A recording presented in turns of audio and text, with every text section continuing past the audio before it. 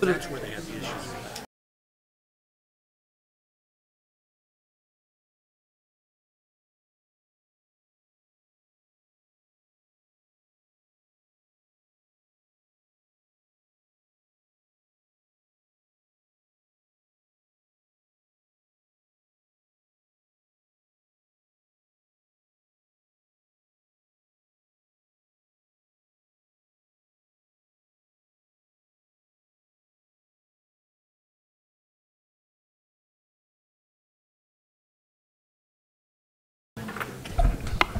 That's okay, we can fix it.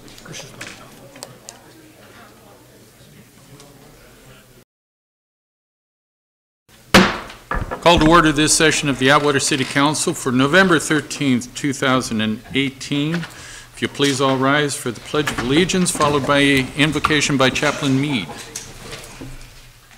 I pledge allegiance to the flag of the United States of America and to the republic for which it stands, one nation, under God, indivisible, with liberty and justice for all. Shall we pray? Father, we thank you so very much for allowing us to gather in these halls to serve this great city, Father. We pray that you will direct the decisions that will be made here, the words that will be spoken, Father. We thank you for just the privilege of serving this wonderful and great city, and pray that we will join together after this election and join hands, Father, and as Mayor Price said during the prayer prior to the council, let us be friends, not enemies, not political enemies. Let us join in hands as friends, Father. We thank you, Father, for our police officers that protect us today, Father, and we have a special prayer, Father, for those firemen that are battling the fires up north, Father, that have come from this city and also have come from this county. We pray that you keep them safe and deliver them safe home to us. We also pray for our firemen here and all the firemen that are fighting the fires both north and south. Keep us safe, Father, and allow everyone to get home safely tonight. And just bless all those that ran for this last election, Father, within the city. We thank you for them, for their willingness to step out and try to run this city and help run the city and make it better, Father. And we pray for a blessing for each and every one of them, whether they won, lose, or whatever. Father, we just thank you for them. In Jesus' name, amen.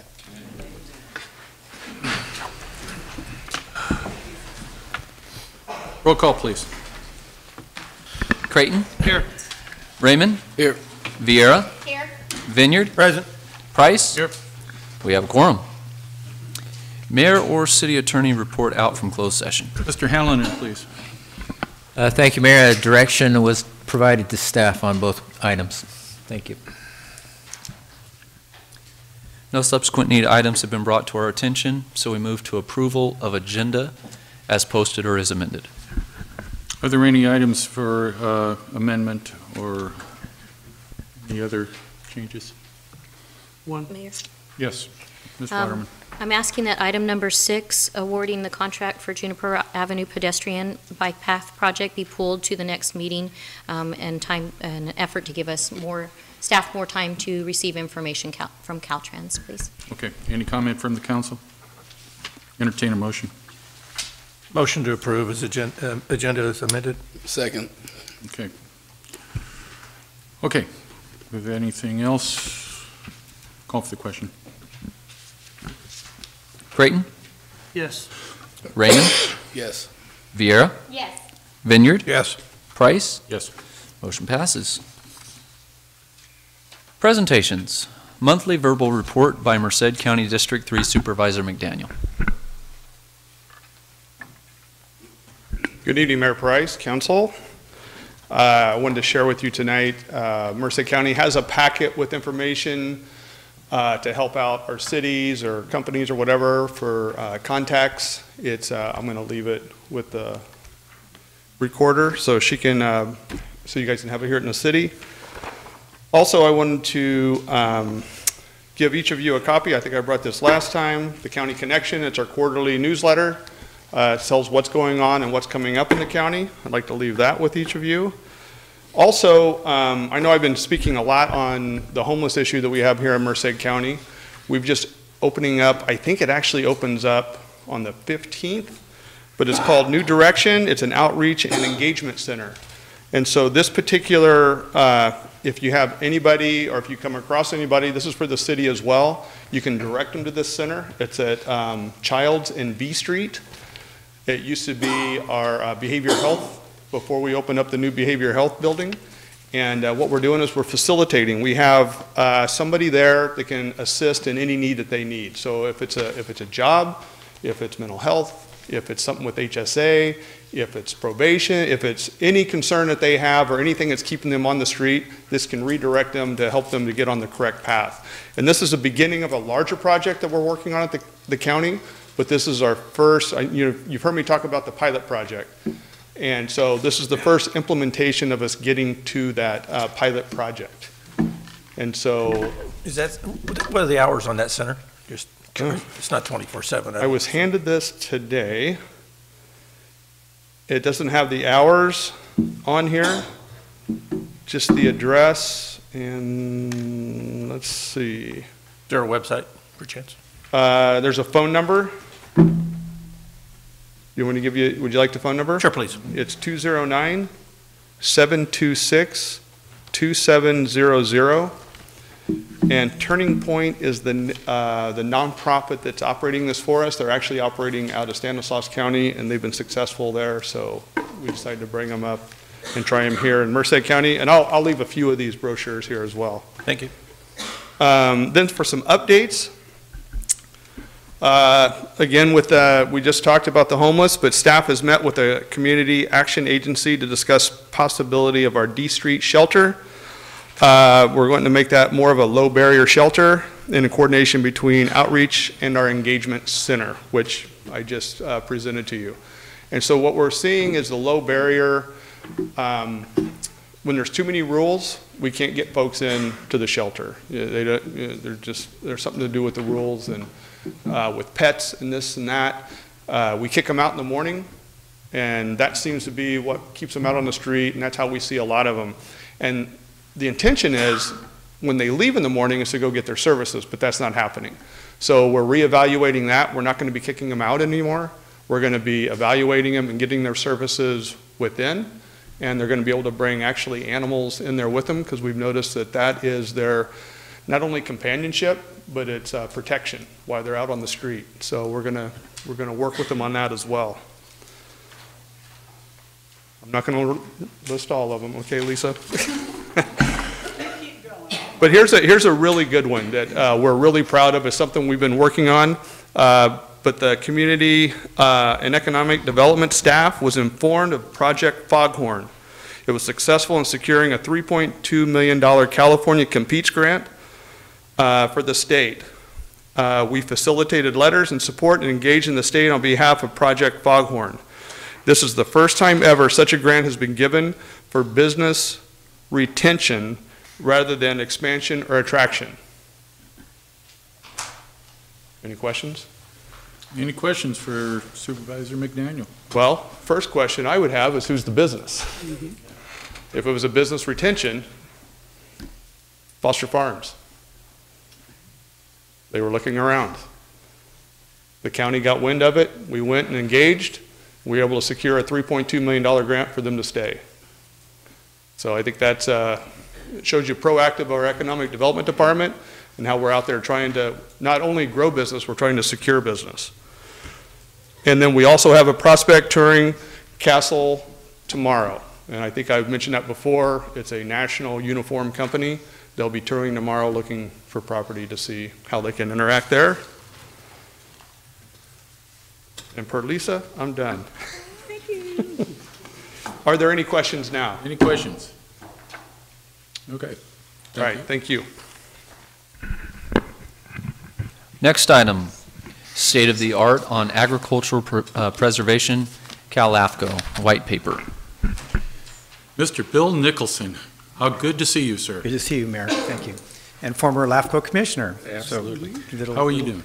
He's doing all right. Okay, lay it on us. All right. Well, we as the local LAFCO in Merced received a document from the State Association of LAFCOs called CalAFCO that was a white paper prepared in partnership with the American Farmland Trust. And it it provides a lot of information on agricultural preservation practices around the state, the value of ag, and also measures that LAFCOs have taken, and sometimes counties or cities have taken to protect agriculture. And I've got a PowerPoint, or you have it in your packet, so the PowerPoint's kind of coming out of your packet. And I'm just going to go through this, kind of summarizing the document, and I'm not sure if all council members got a copy, but we did, the commission, our LAFCO commission with Chairman McDaniels here in his LAFCO hat, they asked that we provide this to all the cities and all the city council members, so hopefully you received a copy of this document. And I'm just going to abbreviate it. So the first aspect is the importance of ag, which you're very familiar with in Atwater because it surrounds us up and down the valley. So there's over 1.4 million acres of ag land in California, that were removed from farming. So actually the value of ag is the next slide. This one's some of the impact and the loss of agriculture that's occurring in California as we accommodate growth and development. So there's actually 50,000 acres annually, or a square mile every 4 days, that are converted. So it's being converted at a high rate. And in the valley here, we don't feel it quite as much, but in areas like Orange County and Santa Clara, they used to have a lot of farming and they don't anymore. So that's one of the fears of that trend is coming. Of the land that was converted, 49%, or almost half, was prime farmland, so the best soils. And again, when you get locations that are surrounded by good ag land and you grow, there's no real alternative. And then for every 5 acres leaving agricultural use, 4 of those acres were converted to urban use. They weren't converted to dry farming or something else. They were actually converted to farmland, or urban land. So the and again, you're probably all aware of the value of ag, but we have California specifically produces 1/8 of the nation's food supply. So California is right at the heart of the ag economy, as we know, and it's of course a major export for America, the ag that's grown in our state. There's an economic multiplier estimated at $2.6 billion in economic activity for every $1 billion of ag that are generated. And in Merced County, there's $4.5 billion generated last year, which results in $13.5 billion of economic activity. So I'm sure everyone's aware of the importance of ag, and there's always a goal to diversify. And I guess part of the argument is to diversify, but not at the expense of ag. So keep ag humming, and then try to attract other uses. And so we'll get into that next. In the economic benefits is 1/3 of the county workforce is in ag and food processing. The value of agriculture is more than just jobs. It's also the ecosystems and open space. There's groundwater aquifer recharge. Of course, as you see with the irrigation from Merced Irrigation District, the water seeps down into groundwater, replenishes it, and helps support the city's wells, since you're not using surface water. And then there's also efforts studies going on to acknowledge the benefits of ag for reducing climate change impacts and keeping the environment more clean in terms of air quality. This is just a map of Merced County showing the 99 corridor and Atwater, of course, next to Merced, and in between that and Livingston. And the green is the highest quality ag soils in the county. And you can see Atwater's right in the middle of it, and as is most of Merced, and Livingston totally surrounded. And on the west side, it's not actually as prime as it is on the east side. And of course, we have the good water supply from the Sierra snowmelt most years. Okay, next. Yeah, so the report talks about how to protect ag, and there's 3 main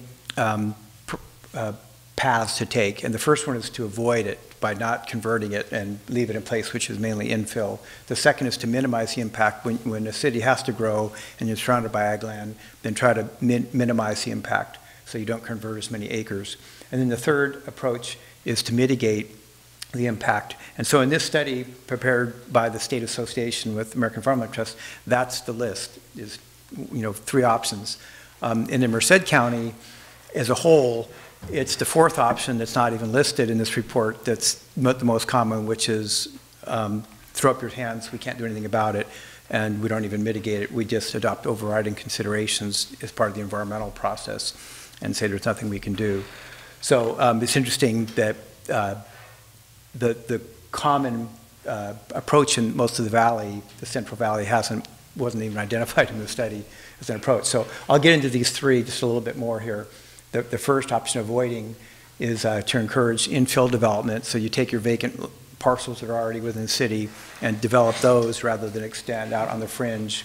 Having smaller lot sizes means you can accommodate more of the growth on smaller lots. And again, there's a demand to come to Merced County and the cities in the county for larger lots when you live in the Bay Area or want to commute and you can't afford anything but a condo, but you want a house. So there's a push to do larger lots, but you can save farmland by doing smaller lots. You can put green belts around the town, especially against areas with prime ag land, so that the growth doesn't occur in that direction. And then there's examples of cooperation between LAFCO's cities and counties where they're entering memorandums of understanding, MOUs, and that's happening in Monterey and San Luis Obispo, where there's individual agreements about how to protect ag land and types of mitigation. And in Monterey County, for instance, there's a few cities that have agreed to a 2-to-1 mitigation, meaning getting 2 acres of conservation easements put on ag land for every acre that's developed. And the Farm Bureau here has pushed that, or they've pushed 3-to-1, but Merced County, for instance, adopted a 1-to-1 ratio where you just, for every acre converted, you get an acre of easements, and that's similar to what the city did with the approval of the Ferrari Ranch project. That was a 1-to-1 ratio. So the second approach is to minimize the impact, where again, you direct the growth, where you have clean urban area delineation versus the ag, and developers are directed into the urban part, not going out into the ag land. And again, you go back to the higher density development also helps minimize it. And recently looking at what MCAG is doing with their update of the regional transportation plan, which they have to do periodically, they're doing it with this community or sustainable community strategy, and they promote these alternatives, growth strategies. And right now, their preferred alternative is 10.3 units per acre. And I think the average is probably more around 6 of what actually gets built, but they're really trying to increase that. And again, that would accommodate the same population growth in less ground. And then the other part is for LAFCOs to ask the cities to justify the lack of, that there's a need to annex more land because you have a lack of vacant land for that use within the city. And that was part of the process, again, with Ferrari Ranch, the commercial development and identifying what was available in the city already and the access to it to prove that there was a need to develop this land. And then, of course, most cities, and your city too, has the right to farm policies so that the farmers the impact on the existing farmers that continue on are minimized. And then finally, the mitigation, as I've mentioned, is typically a 1-to-1 ratio is approach. That was adopted by Merced County. Stanislaus LAFCO has also adopted that. And MCAG, in this recent EIR that they have for the regional transportation plan, they've proposed a 1-to-1 mitigation for their projects, and they're encouraging the local governments to also adopt that. And then in this report, they talked about directing the mitigation easements to the urban edge, which is, I would say, it's controversial. If you have someone deciding where to put those easements, and it's going to be picking on Atwater, per se, and say we're going to put it over west of Atwater, and you decide, hey, that's a good area to grow, but all these farmlands are covered with easements, and you can't grow in that direction. So, for instance, Merced County's ordinance directs the easements to be within Merced County, but doesn't specify that they have to be next to a town, because otherwise, yeah, you're limiting the cities. If the city decides to do that, great, but otherwise, LAFCO or someone else shouldn't be deciding where the cities should grow and not. But this is recommended statewide. That's one of the approaches that many LAFCOs do to keep the cities kind of honed in. So thank you. Some of the other priorities for preservation that were identified is, again, developing the development on the best farmland, stabilizing it, urban edges, so that developers, again, are directed into the growth areas like your sphere of influence and not outside. And typically for the counties, avoiding rural residential development, creating more McSwains that eat up a lot of land for a minimal amount of housing. And then again, same idea with efficient urban development. The easements are this is the experience that I've had working with Merced County. The easements are obtained from willing sellers, the farmers who put a conservation easement and agree not to develop ever. They get paid for the development value of the property. They don't sell their property, they just sell the development value, which could be, in Merced County, it's been anywhere from $5,000 to, say, $7,000 or $8,000 an acre, but you're not buying the farmland. And you would work, there's a effort now with MCAG to create a policy advisory committee with the city managers, and I don't know if they've formed that yet, but it's to talk about ag preservation and working on natural landscapes, and it was part of the mitigation in the RTP. So again, I was making same presentation to Merced recently, City Council, and thought that LAFCO should be included in those meetings once they start having them, just to try to get a level playing field. And then the best practices in ag resource management, again, is to promote these MOUs and other tools. So finally, the last slide, I believe, yeah. So for the state, when they created LAFCO, they created our priorities, and this is one of LAFCO's main statements about what LAFCO is about, is to promote orderly development, and in balancing that development with sometimes competing state interests of discouraging urban sprawl, preserving open space and prime agricultural lands, and efficiently extending government services. So speaking on behalf of LAFCO, we are the local implementation body of state policies, and they're trying to have us do a whole lot of things. You know, do you have enough sewer capacity for growth? Do you have enough water? Are you efficiently running your government? And then save ag land, save open space, prevent sprawl. So we have a whole lot of things thrown at us, and the state, at least when they establish LAFCOs, they recognize that these all compete, and you've got to balance them. So just one component of that is ag preservation. So that completes my presentation. Thank you. Are there any questions for Mr. Nicholson from the council? Anyone from the audience? Thank you, Bill. Okay, thank you. Next item is comments from the public. At this time, any person may comment on any item which is not on the agenda. You may state your name and address for the record. However, it is not required. Action will not be taken on an item that is not on the agenda. If it requires action, it will be referred to staff and/or placed on a future agenda. To comment on an item that is on the agenda, please wait until the item is read for consideration. Please limit comments to a maximum of 5 minutes. And as I have stated in the past several meetings, I know the passions run high with all of these comment periods for whatever reason, but let's choose our words wisely. Let's be respectful, and I will not allow for a stage for personal attack. Okay? And with that, Mr. Johnson, I know you're chomping at the bit to get up there. Come on up.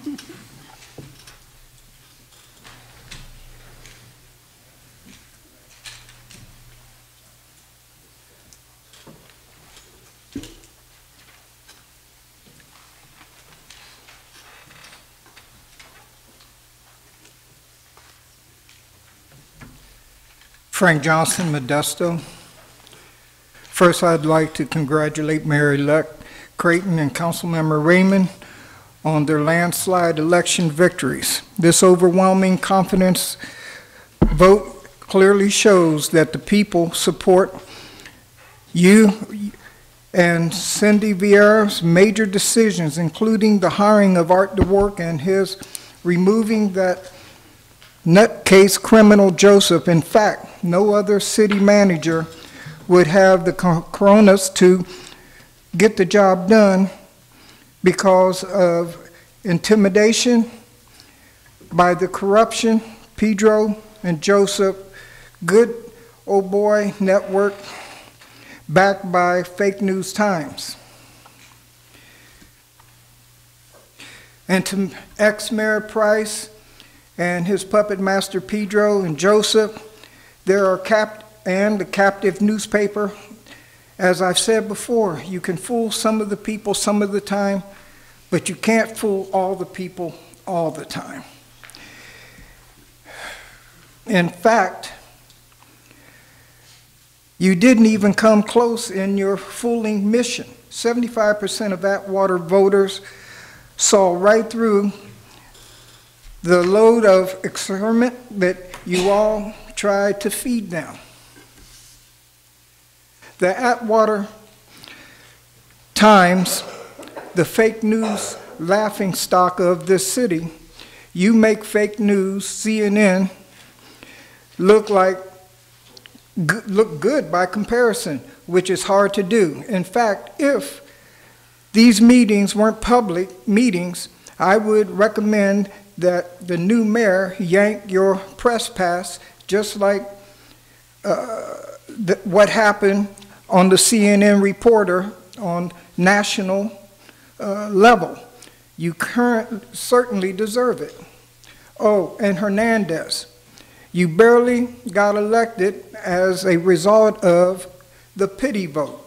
Some voters felt sorry for you because you've tried so many times to run. I'm sure there will be a lot of 4-to-1 council votes in the future. Hernandez, you said publicly at a recent meeting that you wanted to run me out of town. Well, I'm going nowhere, and we'll see who gets run out of town. Hernandez, I consider you and Maxine Waters of Atwater. You probably both have similar IQ scores. Maxine is always ranting, impeach, impeach, and you have been ranting, recall, recall. Well, bring it on, cowboy. I think you'll have about as much success as Maxine is going to have. With 75% of the voters supporting the so-called Gang of Three, you don't have a snowball chance in hell. Then there's still the issue of your background. Did you commit a fraud upon the voters? Maybe it will be you who will be recalled or prosecuted by Fair Political Practices Commission. Price and Vineyard chastised me on their Facebooks for questioning your military record. You failed and refused to produce your DD-214 and failed and refused to tell the voters the character of your discharge. Yeah, some people are going to allow this, keep attacking. We need to stop it right now. He's brought this up every single council. Okay, all right, gentlemen, gentlemen, Mr. Johnson, that'll be enough. Mr. Johnson, I've admonished you already for bringing up Mr. Hernandez's service record. I will not allow that. I told you I will not provide a stage for you to come after him or anyone else. That would be the last I want to hear this. If not, then you can take a seat. But this is not going to be the stage for harassment of someone who is not a part of this council or part of the city government. I'm not going to argue with you. You are a lame duck, and this is your last meeting. I will continue talking unless or until you order me to sit down or leave. Is that what you're doing? Because I'm going to continue with Mr. Hernandez. You have 1 minute, sir. No, you're going to reset my time. I did reset Sir, your time. Your time has been reset. I told you, and I've told and admonished everyone here, that a personal attack was not going to be provided at the comments section. It's not a personal attack. It is when you're going after his service record. There is nothing I'm pertaining. I'm not going to argue with you. Are you telling me I'm done? I'm telling you, you've got 1 minute. Well, Please use it wisely. All right, I'm going to continue with Mr. Hernandez. We also still have an outstanding issue of your alleged 2-year police service in the 70s and the racist comments in the workplace. Thank you for your time and support. I am here to stay and will continue to fight corruption in Atwater until it is completely gone, and those responsible, be held accountable for their actions. Thank you.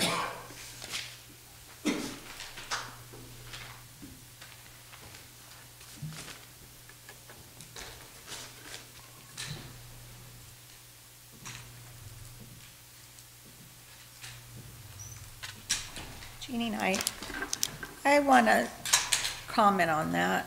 There's no reason to be bringing Mr. Hernandez's military records up in this room. It's not he's not part of anything yet, and he should not be allowed to do it. And to question a man's military is just beyond imaginable.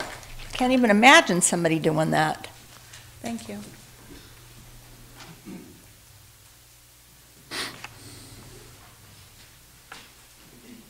Good evening, Jim Price, City Council, Richard Johnson, 1675 Drakely Avenue.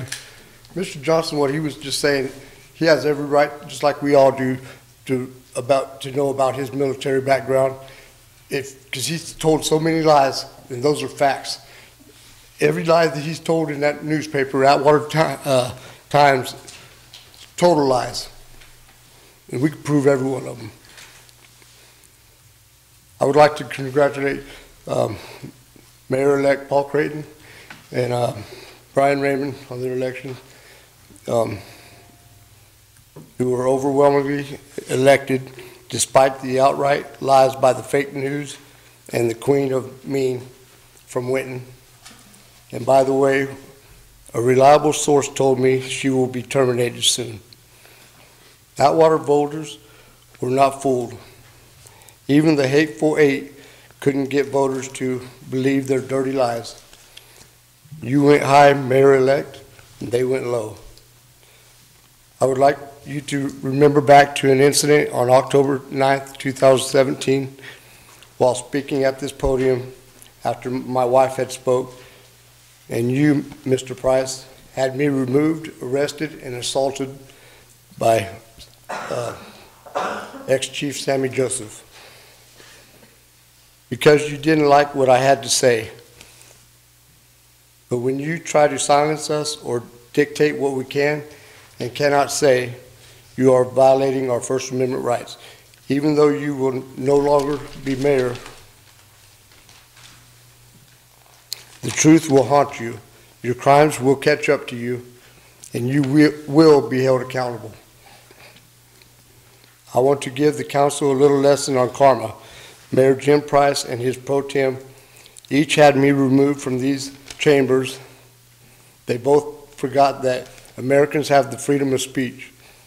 Now you, Jim Price, and James Vineyard will be gone after the next meeting, and I will be standing up here at this podium.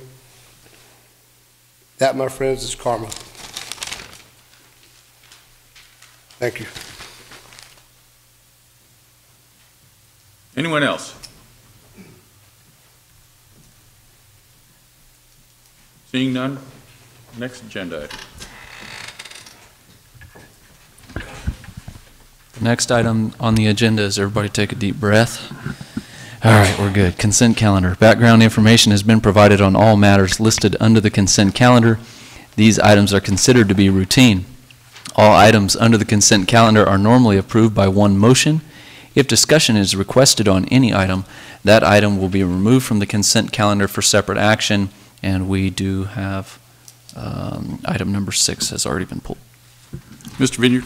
Pull item number 10, please. Okay, item number 10. Chambers. And I'd like to pull item number 11 as well. Okay. Are there any items on the consent calendar that any member of the audience would like to have pulled for separate consideration? Okay, entertain a motion for the remainder. Motion to approve the remainder of the consent calendar. Second. Call for the question. Mr. Vineyard? Yes. Vieira? Yes. Creighton? Yes. Raymond? Yes. Price? Yes. Motion passes.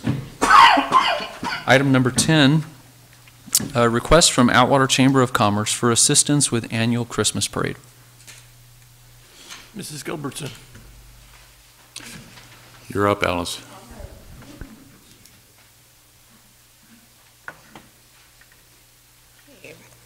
I'm Alice Gilbertson on the Board of Directors for the Atwater Chamber of Commerce, and we are once again requesting the city's assistance and approval to conduct the annual Christmas parade that will be held. We are planning it for Friday, December 7th, and it'll be the parade route that we've used for about the last 5 years now. We started about in front of Foster Freeze, and then come down Winton Way and down Broadway and conclude at the Bloss home with a meet and greet with Santa. And so we're, hoping with the city's approval and with their assistance that we can conduct the parade again this year. Okay. Mr. Vinny, did you have specific questions? Yeah, Mr. Vargas had talked about the lighting at one time. Yeah, it's kind of dark down there. And I know the last couple of years, in assisting in the parade, how dark it's been down there.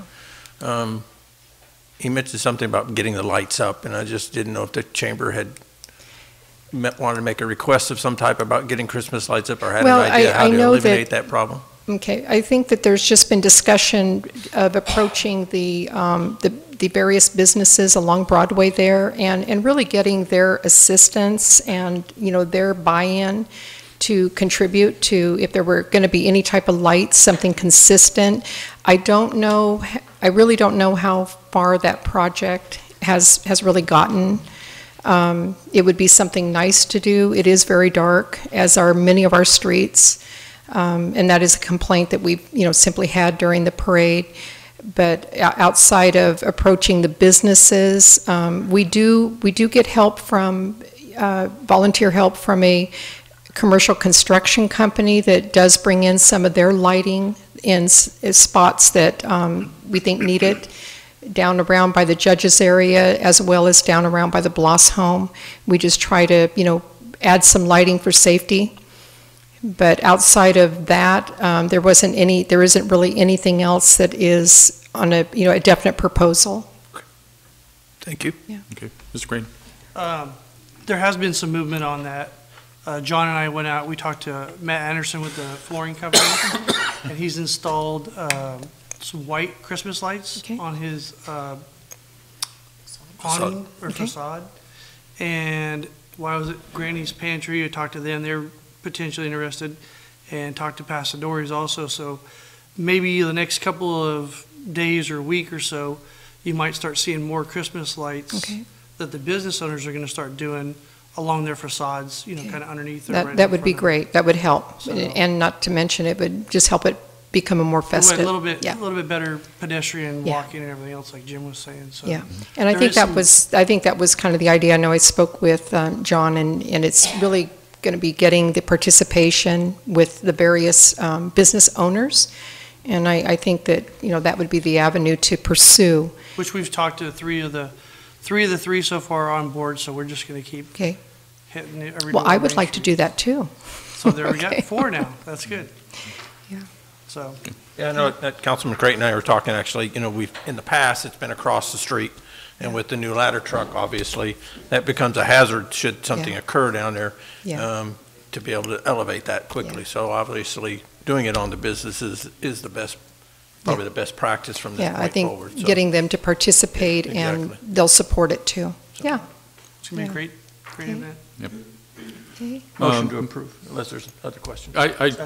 For Sergeant Nowitzki, I'm curious about traffic and crowd control. In the past, we've had the police volunteers, and now we have none. How are we planning on doing what the volunteers had done in the past? Right now, we're looking at, with our traffic unit, kind of putting a plan together, like an ops plan. We're just going to have to use barricades at this point and put out a request to, cadets or anybody of that nature. Well, like on Winton Way and Juniper areas where it typically starts, as far as check-in and all that for the parade, that was typically a volunteer position. Do we have perhaps the Sheriff's Department volunteers or some augmenting force that can come in and help out with that, do you know? We have our reserve unit also that can Okay. be put out to. Reach out also to the CHP, the Yeah, cadets over there. whoever we can, yeah. CHP gives a lot, so. Okay. I will leave it in your capable hands. Okay, with that, Motion to approve. okay. Any further comments or questions? Call for the question. Mr. Creighton? Yes. Mr. Raymond? Yes. Ms. Viera? Yes. Mr. Vineyard? Yes. Mr. Price? Yes. Motion passes. Thank you. You're welcome. Thank you. Our next item is item number 11, Fire Department activities and projects for the month of October 2018.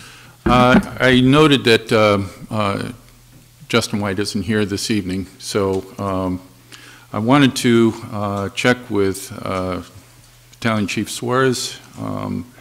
We've been talking about a new engine for the fire department, and it's not on the agenda tonight. It wasn't on the agenda last meeting. What in the world is going on with that? Well, Justin and myself are working on a new engine to replace some of the old equipment that we have. Lately, both engines were down. Approximately 10 days ago, we were down to the point where both engines were broke down, but we got it fixed. But we're looking at trying to acquire a new engine, and with Measure H, there is potential that we could afford it. Merced County just purchased a new engine, and we're trying to piggyback off that so that we can get that discount. But with the Measure H, numbers say that we can afford it. But it's just to bolster our equipment, as our engines now are they're beat up. Yeah, and what's concerning to me is what you were talking about, getting on the order list with other agencies. And I don't want to see a window of opportunity missed. That engine that you're referring to, well, now you're talking about two, but one in particular, that this one is supposed to be replacing. It sounds like, you know, I can't go from here to there without some kind of a mechanical malfunction. And what would be a turnaround time once you get that going?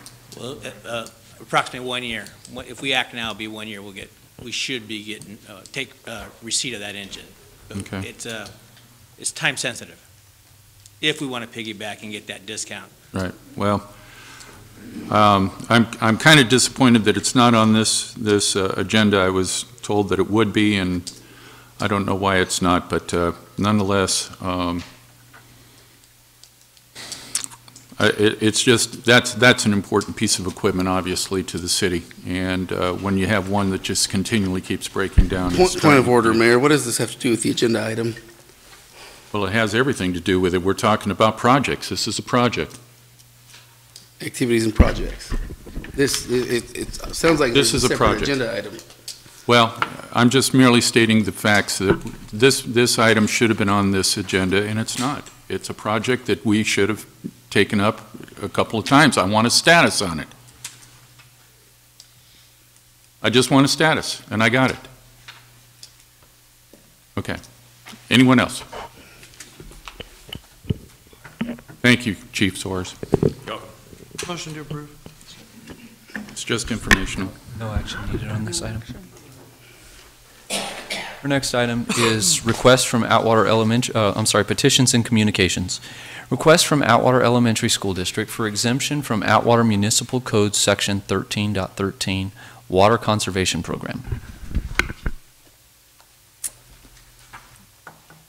Is there a representative here from the elementary school district? Yes, ma'am. Come forward, if you would, please, and identify yourself at the mic.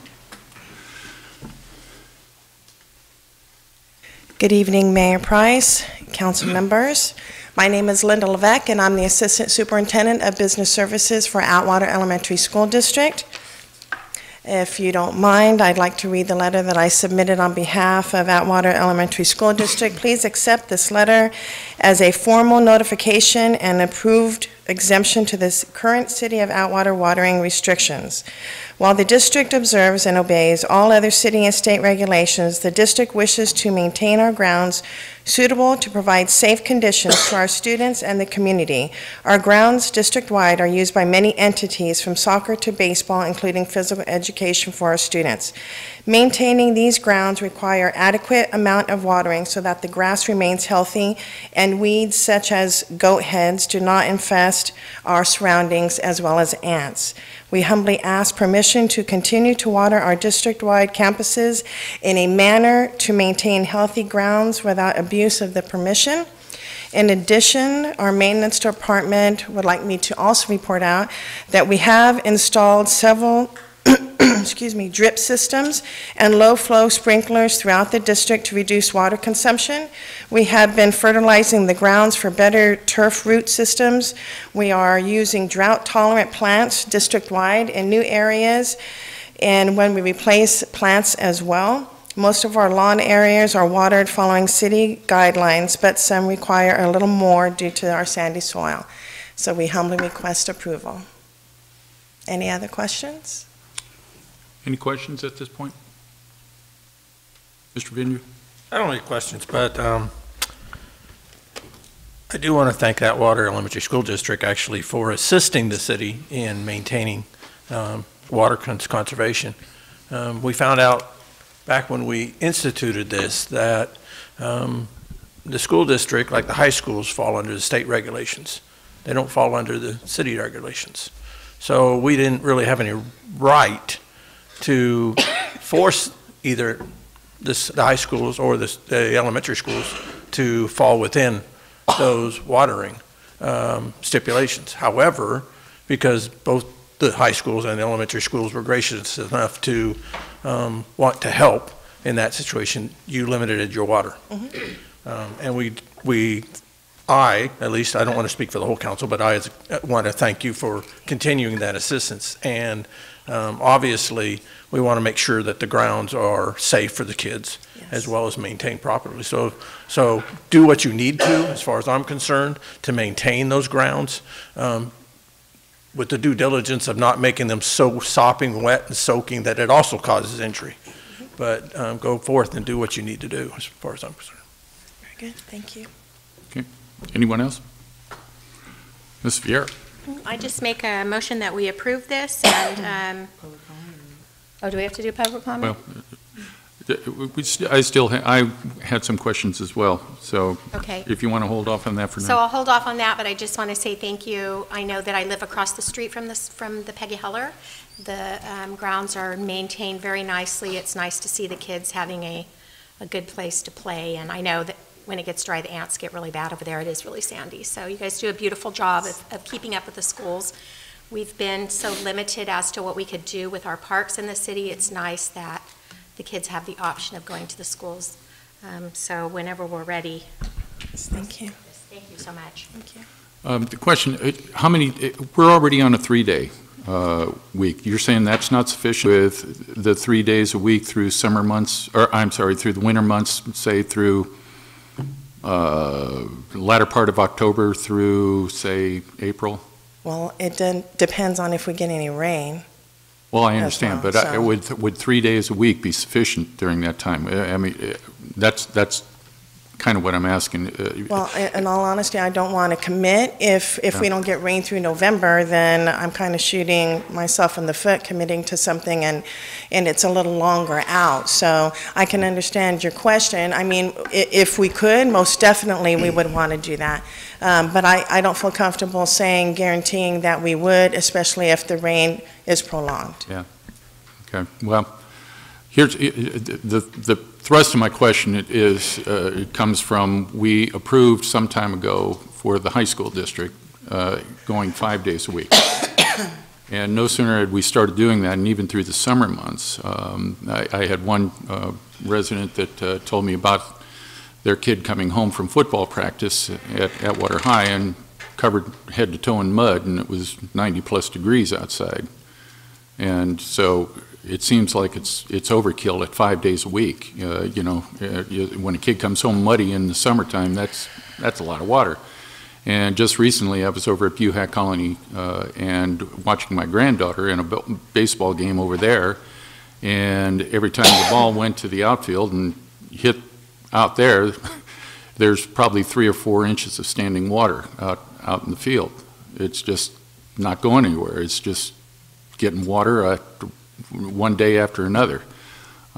So the thrust of this whole thing is that 3 days a week, it seems like that would be sufficient enough water for most any lawn. I don't know why a school's lawn is any different than others, but in any case, well, that's my comment to it. Yep, I got it. Mr. Raven.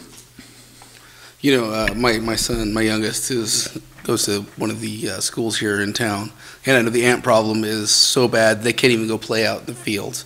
And so Councilman Vineyard was correct in saying that you don't have to follow the Atwater guidelines because you're more tied to the state when it comes to that. But I think you guys are doing the right thing by asking for more use, or requesting more use of water, because it's about taking care of the kids.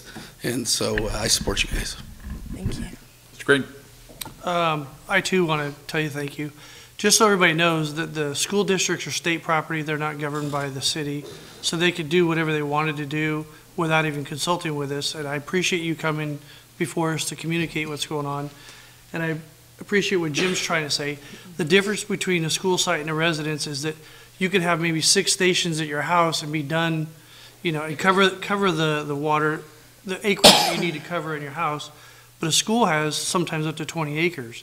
You have multiple stations, and to avoid the flooding and the other issues, it sounds like your prepared statement that you guys have already researched that with the drought tolerant drip systems, minimizing, overrun and everything else. So I think personally that they've met all the requirements. And again, I applaud you for even talking to us about it.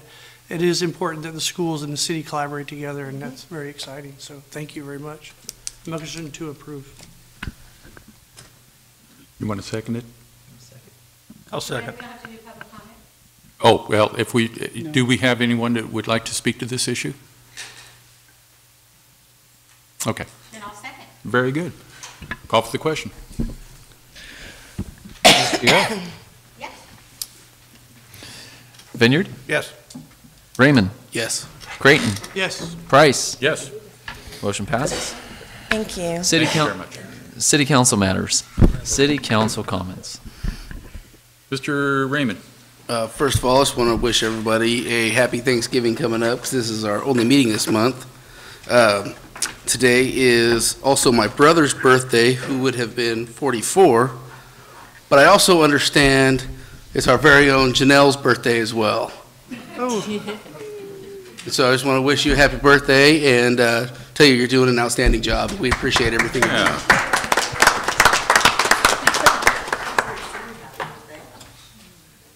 Do it?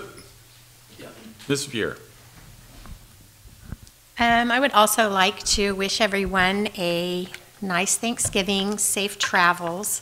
Looks like we're going to have some rain maybe next week, so that's super exciting. It's good to see that the election is behind us, and I want to congratulate the 2 winners. I also want to thank everybody up here that threw their hat in the ring. This isn't always an easy place to be, and so win or lose, there were several people that were willing to stand up and say that I want to continue to serve our city. I look forward, I have 2 years left, so I look forward to the next 2 years pushing forward and hopefully seeing some positive things happen. And happy holidays, safe travels. Mr. Creighton. I just want to remind everybody the Christmas parade, I believe it's December 7th is what we were told. So make sure you guys dress warm and show up for that. And that's all I have. So thank you very much. Vineyard. Yeah, I've got several things. First of all, I want to thank the PAL cadets for their service during the cleanup day. They did not get thanked. I heard about it. I wasn't aware they were out there myself, so I wanted to make sure I thanked them.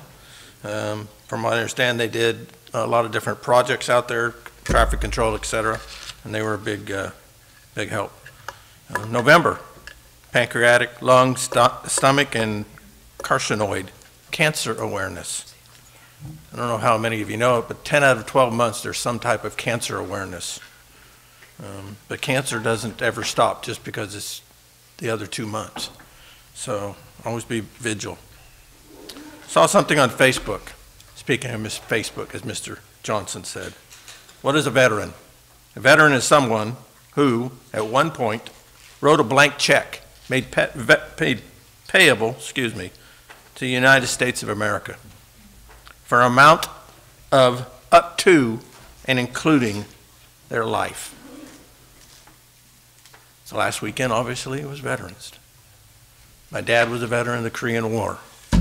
My nephew was a veteran of the Afghanistan War.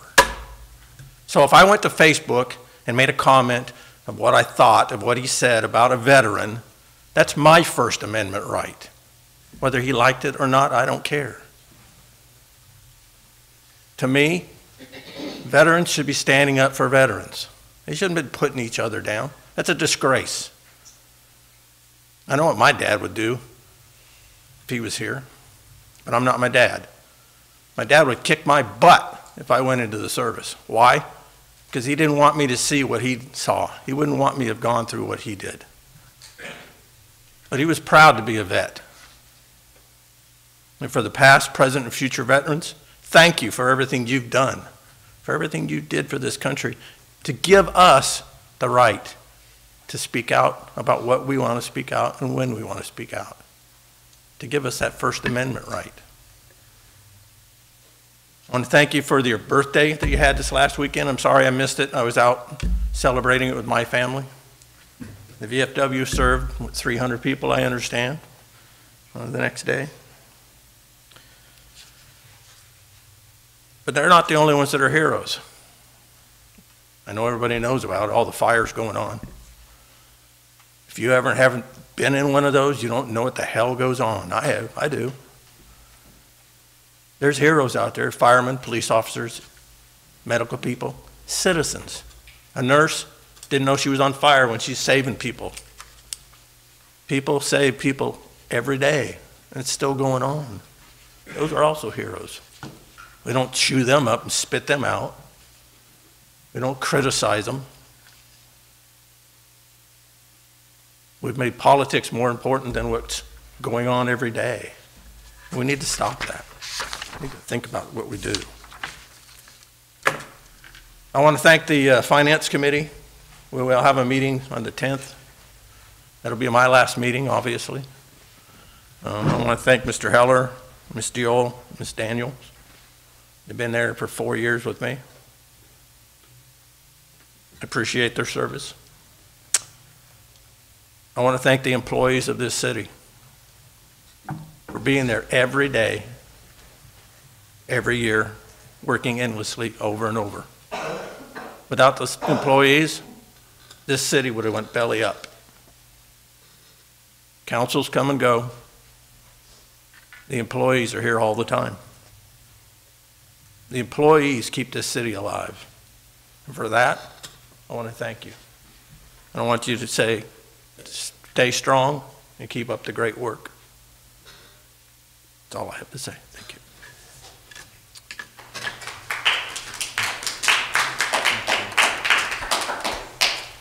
For those that have been following some of the progress reports on Greg McDaniel, I brought him up at the last meeting, and I want to let you know, I visited Greg this past Sunday. This is a sick individual. He is very ill, and this evening I understand that he had to be taken back to Stanford, to the hospital there. This is a guy that's done a lot for this community. Anybody that doesn't know who Greg and his wife Pinky are and what they've contributed to this city, it's overwhelming what they have done for years. This is a tough time for them, a very rough and tough time, to their spirit, to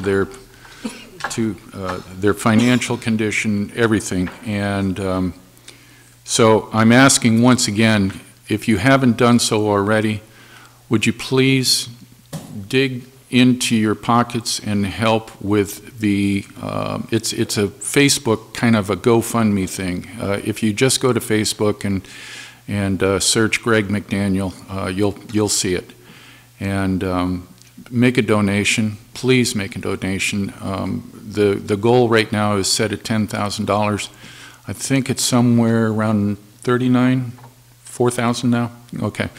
So we're almost halfway to the goal, but it's still, it needs to be done. I'd like to see us go past that $10,000 mark, if at all possible. Greg's got a long ways to go, and it's going to take a lot of back and forth trips to Stanford and other things, and it's taking its toll. So I'm begging you folks in the community, please think about it and do what you can. I know this is a tough time of the year. You know, holidays, are a big deal to a lot of people, and it costs. But do what you can. These folks deserve it, and I hope we can all do that. I was actually kind of surprised today. I came home, and in the driveway there was a rolled-up newspaper, kind of like what you would see, a circular of some sort. And lo and behold, it says on there, the Atwater signal. When was the last time we saw an Atwater signal thrown up on the driveway? Yeah. I don't know where mine's been then. I don't know. But in any case, in it was a article about the veterans, homeless veterans in our community, and how that number is decreasing. And that's a very good thing. But one of the things I noted into that article there is one person in particular by the name of Linda Dash, who this lady does a Herculean job of going out and getting services for these homeless vets, and helping them out with whatever services are available. And I just wanted to acknowledge Linda for her contributions to the homeless population in our area right here, and all the work that she does to make sure that these guys are taken care of. So just hope that gets out. Want to thank the Marine Corps. I was once again at their birthday celebration, 243 years of the Marine Corps. That's a long time, folks. And any case, they throw a really, really nice celebration over at the Veterans Hall. They had that this year, and I tell you, what they tell you about, the few and the proud, let me tell you, this was a lot in proud. These are very, very good people, and these are the guys that are the ones that go in first and all that in all of our conflicts, and very, very proud group of people, and I was honored to be over there. I would sure like to see the council and the city staff over there, but nonetheless, I was happy to be over there and represent the city. It's a great group of people. Veterans Day, we had a nice ceremony over at Veterans Park. The city was recognized as being the site for, how did they say that? It was, anyway, we were recognized as one of the prime sites for Veterans Day celebration, and that was a very, very good thing. And I share the sentiments of Councilmember Vineyard when it comes to the comments that we are all making these days, or some people are making these days, when it comes to veterans. My parents, both my parents, were veterans, believe it or not, of the Coast Guard during World War II. And you think, well, the Coast Guard, what are they doing, checking life vests or something? Hardly. My father was on an 83-foot Coast Guard cutter, and he was at Normandy Beach. Far from what you would picture the Coast Guard these days. They were in the thick of it, and Yeah, my brother's birthday was on the 12th. He was a veteran also. He was stricken with Agent Orange type of exposure that gave him the cancer that ultimately took his life here at the beginning of the year. So when I hear disparaging comments made about a veteran, I take it real personal, and I don't appreciate it, no matter who that vet is, and no matter what that attitude you may have towards him for other political reasons or whatever kind of reasons. A veteran is somebody that has put time of his life or her life into the service of this country and the protections that we all come to love and realize. And I take that real personal, and I'm sure there's a lot of others that do too, and then there's others that couldn't care less, and that's a sickening type of thing, and I don't like it, and I never will. Lastly, I want to tell everybody here, you know, Thanksgiving is coming this next couple of weeks, and it's one of those holidays where some people can celebrate it and, you know, enjoy it with family and friends, and others can't. There's going to be a lot of those that just don't have the means to do that sort of thing. If you know somebody that's like that, help them out, whatever you can, whether it's a homeless shelter, whether it's you know, just a neighbor next door that you know has fallen on hard times. You know, these are the days that you know, we all need to come together as human beings and just really just care for each other for a change, and quit the backbiting and anything else, all the political wranglings and all those sort of things. They have no business during this time of year. Put it all on hold and tap the brakes. It's just not worth it. So come on out for the Christmas parade.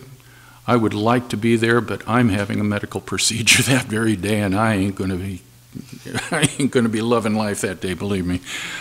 Mrs. Waterman. I don't want to cut you off. Go ahead. Hell, I've had enough to say. I was going to make an introduction tonight, but I'm going to defer that to Paul to go ahead and make the introduction. John Miller with the Winton Times. If you don't mind standing up, we'd like to introduce you as our new beat reporter for the Atwater City Council, and I personally want to welcome you here, and I look forward to your reporting. So welcome, everybody. John Miller. Okay, so if there's nothing else to, if there's any second thoughts by the audience, okay, Council.